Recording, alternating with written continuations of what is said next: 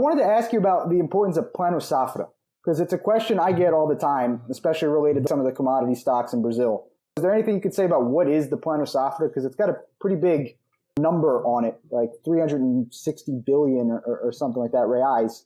So how important is that to the Brazilian agro industry? I'll say this to you. I told you I cover, my MD Commodities, our firm covers around 10 million acres of land in Brazil. This is the first time in the last probably 10 years that anybody has asked me or talked about Plano Safra. Okay.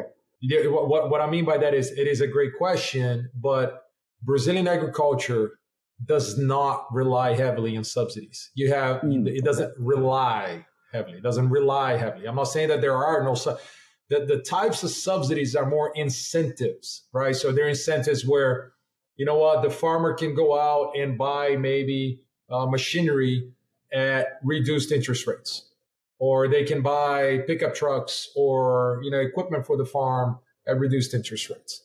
Or for instance, you don't have direct payment subsidies to the Brazilian farmer. Those do not exist. Yeah, right? I asked you too because I noticed the same thing. It's the first time I had ever, I might have read about it years ago once or twice, but it was the first time I ever saw, continued headlines, and I would get questions about it. And I'm not really sure. No, because again, a lot of the folks, they're trying to find holes and things. And the Plano Safra really was a thing way back when. I mean, we're talking years ago when Brazilian farming was subsistential, right? I mean, I remember a time, again, I grew up in a very agricultural part of the country there, right? I mean, I was surrounded by cornfields at the time, not a lot of soybean fields in the 90s, again, because you didn't talk a lot about soybeans because you still didn't have a world superpower such as China buying as much soybeans as they've been buying recently. But it's, it was interesting because a lot of farmers back then, especially in the South, you didn't have the margins that you have these days. You didn't have, these guys literally were fighting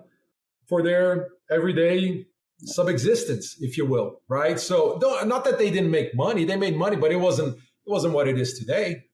And so back then you needed some more direct subsidies to help the farmer continue producing, right? But now, again, you have some programs out there, Plano Safra, et cetera. There are programs, but when you take into consideration the amount of subsidy and direct subsidies, Brazilian farmers rely mainly on one thing, the market.